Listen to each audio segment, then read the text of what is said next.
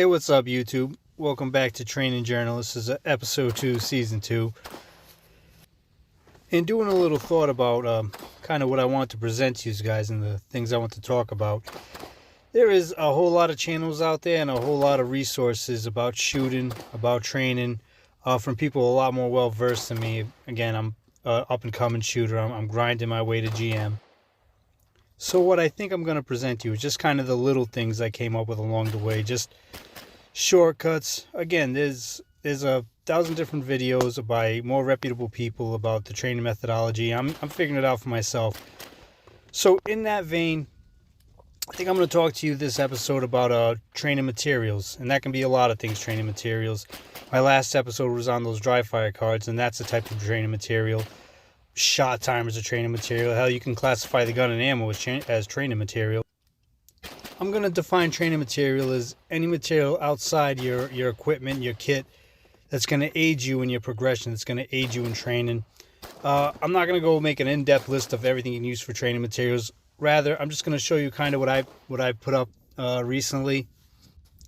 These videos from an outdoor range, they are from the range I shoot my level 1 matches at, my locals. And I found it invaluable to actually be able to train with the walls and the barrels and all the stuff that I use during the match. It's made a huge difference with kind of training my movement and timing. And I thought, well, the winter's coming. I'm not going to be able to shoot outside. I have to move back to the indoor range. But I didn't want to lose out on kind of what I'm getting out of this.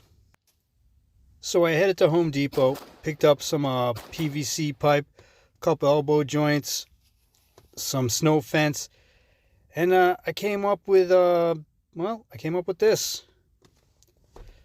Now, this was my first iteration. It's a 3/4 PVC pipe. I think I bought 3 or 4 9 foot 3/4 pipes. Elbow joints. Again, those are my dry fire cards, just to show you training materials. That was when I first put it together, and I set it up so it kind of self-stands. Now, the issue with that is kind of a giant pain in the ass to put up and take back down. It's very floppy. So I went back to the drawing board and I turned 2 sections into 4 sections. I bought a couple more. I used 3-way elbow joints to kind of use as legs. If you can find 4-way elbow joints, it'd work out better, but at my local Home Depot, they didn't have any. So my plan with these things is to kind of use them during my dry fire. I made 2 sets, one set for at home for dry fire and one set to leave at my indoor range. And you can set however you see a 2 to 4 wall setup. You can do in whatever kind of training or classifier you want to practice. But I found so much value of just having these things for training. And I felt that going the whole winter without them and just kind of going back to doing static shoot and stand drills was just kind of be more detrimental to my goal. My goal is to make GM, but not a paper GM. I can't say that. I'll be happy with any kind of GM, but I want to be fast at matches. I want to navigate smoothly, and this is part of it for me.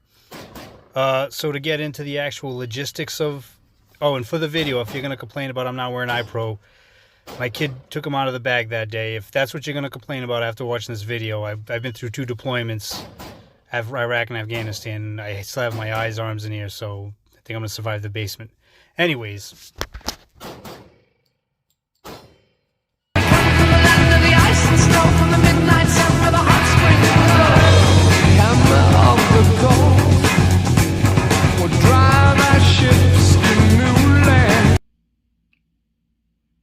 Welcome to the loadout room, or the loadout corner, or whatever the name of this little segment is going to be, depending on how much ridicule I receive. So gear is a big part of this game. It's part of why a lot of us do this. A lot of the fun is the gear and tinkering with the gear, trying new things, trying new guns, new kit, and all that. And usually I would make these videos in my garage or in the shop. But it's January, it's freezing in there, and we still have the remnants of Christmas, so it kind of brought it down to the basement. And I would usually make these sporadically as something changed, or just with like a quick update in one of the other videos. But I think I'm going to designate kind of a segment in each video to gear, especially if there's any changes.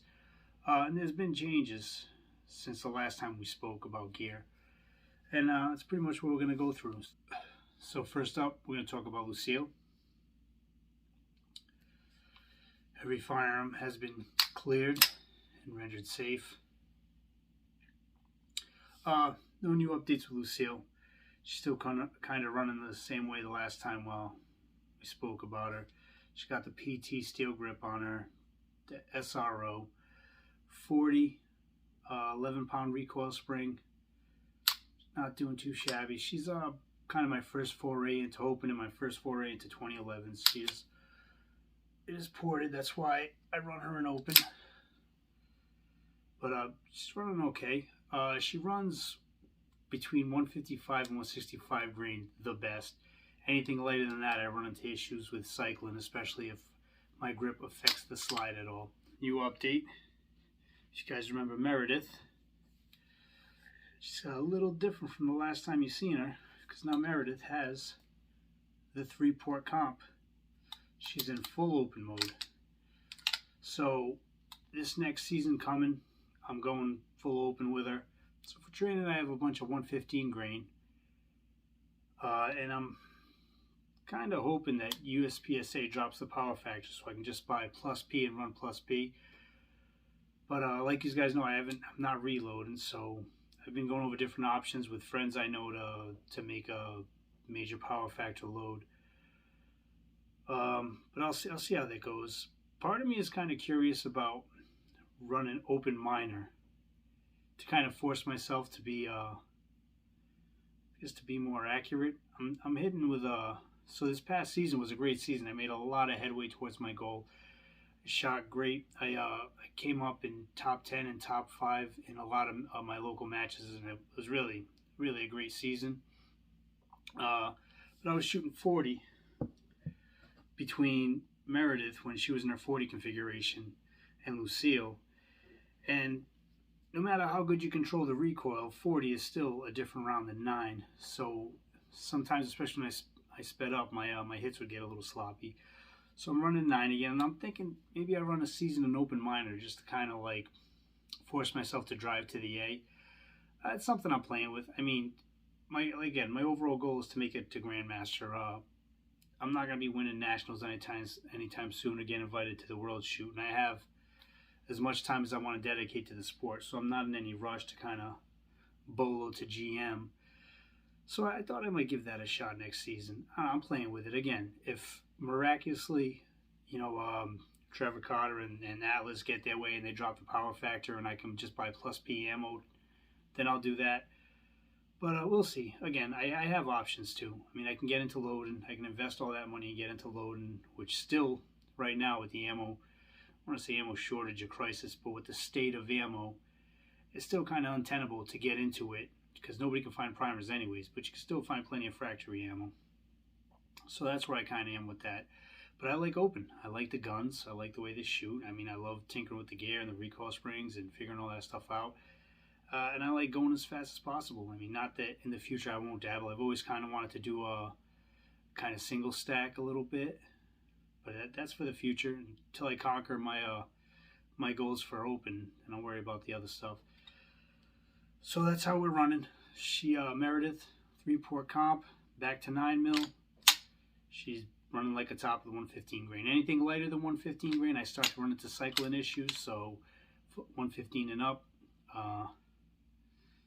Got the Romeo on her, the Romeo 3XL.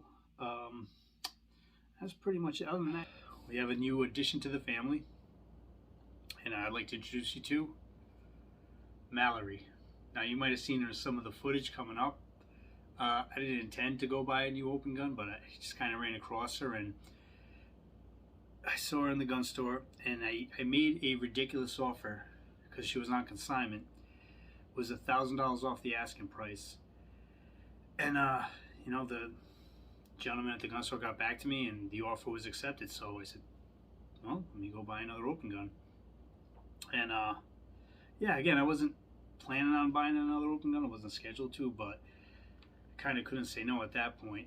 Now, some can question my logic or my decision making, my judgment about buying an open gun that it was so quick to drop the price on. That might be that might prove problematic. But again, I don't intend on shooting full major ammo through her. So we'll see how that goes. Something else I like to do with her is I have a ton of upgrades I want to do, because as it is right now, there's a couple things I don't like about it, a couple things I would change in any gun. So I'm gonna make changes that are gonna get her closer to Lucille and Meredith. We're gonna go through those changes too. So I plan on just kind of having a running segment as I make progress on the upgrades to her and change things. But here's what I'm planning. Here's what I got laid out. First and foremost, things I don't like is, I don't know if you can see that slide racker. I hate that slide racker. The way it's set back, when you pull it, it feels funny. It's only a 6-pound spring in there, so it doesn't give that much pressure. But pulling on a slide racker, it's just the angle of it adds something. So whether I buy a new slide racker or I just kind of take a torch to that, because it's only aluminum, and just try to pull it up into a better angle. If you notice with Lucille, I don't know if you can do it that way yet, because of my high grip, I moved that racker so it's shooting up. So I'm gonna have to do something like that to this so it's at a higher angle. And while I'm doing that, I mean, if I totally don't destroy it and moving it, then we'll see. And then it's kind of long. So yeah, so I'd want it so it's, first of all, forward more, and then second of all, a little higher as to clear my thumb while I'm shooting. So that'll be the first thing. So that's one dislike I have. All right, second, while we're at the top of the gun, I don't hate Seymour sights. I don't have anything against the RTS2. I don't like them. I don't prefer them. The window size isn't all that much considering what you can get on the market. It's not the biggest window. It's just not my preference. The controls are kind of tough to use, especially if you're in the middle of the stage and things are messing up, you're nervous, and just it's not a lot of positive feedback with those buttons. I'm not a fan of the art. Now, JJ uses RTS too. Like a lot of accomplished people use the Seymours. They've been around for longer than I have, and I am by no means talking shit about them. I just don't like it, so I'm gonna change it. What am I gonna change it to? Well, I'm glad you asked. This isn't permanent. This is temporary. But in the interim, I'm gonna put this on there just for shits and giggles, but also because I really like the look of like the 90s, early 2000s race guns. If you all look like the Saul Kirsch gun or any of those old Lenny McGill videos. So in the meantime, I think I'm gonna put on this bad Larry. I bought the mount, and I'm just gonna do it for the hell of it. So now that's not permanent. That's just in the meantime, and it's I mean, I enjoy the looks I'd get showing up at a match with this setup, but that's what I'm gonna do for a little bit, because what I'm planning on running seriously on her, the Holosun 5010, 2-3 MOA dot or something like that, which you all know how I feel about Holosuns. Not the greatest quality, but the size of this window is it makes up for it. Just durability. I have the Shroud Office, so you really can't go into durability, nor do I ever take that into account because I'm shooting mostly competition. But I didn't hate using this Holosun. I had her on Meredith for a little while, and she worked great with 40, because if you follow me, one of my tenets here with shooting, especially dots, is if you don't lose your dot in that window, you can shoot faster and more accurately. It's easier for you to track the dot. And shooting 40 through Meredith, especially if I got a bad grip, having this big window was a huge help. So I think she's gonna run great on Mallory over here. Also, Mallory's 9mm. But I think I'm gonna do a little Cerakote on the mount. I might make the Magwell match too. At first, I was thinking about Cerakoting the whole gun, but I've never owned a stainless or a hard chrome gun, and I kind of really like the way it looks. It looks really nice. It's not really beat up, and hard chrome is probably the best finish it's probably the most durable finish you can get. So it seems I can't justify, you know what I mean, going over the hard chrome for Cerakote, which is not close to as durable. For anybody who Cerakotes, I do too. Let's not kid ourselves. Erosion, it works great. Abrasion, not so much. You can, on a shitty enough Cerakote job, you can scratch it off with your fingernail. That said, I'm not going to Cerakote the actual gun, but the mount, TiVo mount, and the mag wheel. I'm probably going to do something cool on it, something a little flashy. It is a comp gun. It doesn't need to be black on black like everything else. So that covers the optic. This came with Mallory's, a 38 Super Comp barrel and comp. So I'll get to play around with that. I've never shot 38 Super Comp. When the weather gets warmer and I can get back to my outside range, I'll probably buy a couple boxes and experiment with 38 Super Comp.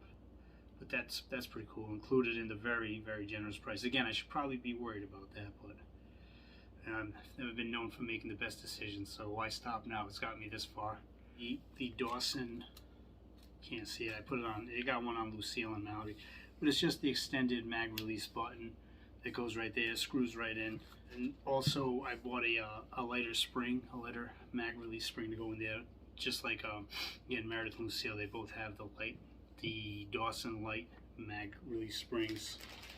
I have the Atlas single-sided safety.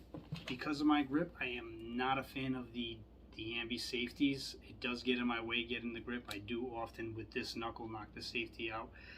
I could train out of it, but why when I can just buy a safety that's a little higher, single-sided? So that's what I'm going to do. I'm going to Cerakote this black, install it, and that'll solve that problem. A Gepard trigger to put in to replace the polymer one. Again, not so much. The trigger in here is really nice. I mean, I didn't think enough to get the gauge and go through all that stuff with these guys, but it's as light as Meredith, so it's got to be a sub 2 pound trigger. It's a nice trigger, and it's not that I dislike the polymer over having like the Gepard, the metal trigger, but having a flat over a curved, honestly, it doesn't make that much of a difference.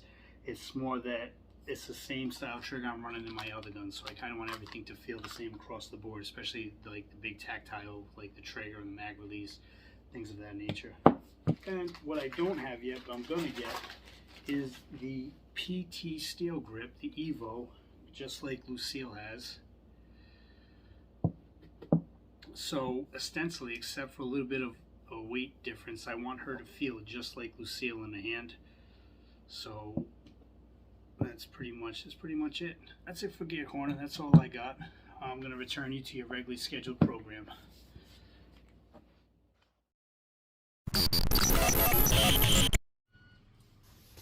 So like I said before, essentially it's just 3/4 PVC pipe. I bought the 9 foot 3/4 PVC pipe. The wall height was 6 foot, leaving me 3 foot for, I believe 3 foot was what I did for the horizontal. I believe so. Again, I don't have the exact measurements. Black zip ties for the snow fence to affix the snow fence to the pipe, but they were relatively easy to put together initially. My first attempt was kind of that L shape, and that made it really difficult to transport and to take apart, and setting back up was a pain. So I broke it back down and gave them individual legs. And what I did is I did loops at the top so I could slide the top pole in, so I could break the whole thing down really easy. Because that was really the only problem with it. It works great for training, but it was a pain in the ass to take down. So all in all, I spent less than $100 making it, and it's been a great training aid. So if you made it this far, thanks for putting up with my atrocious New England accent. Always sleep.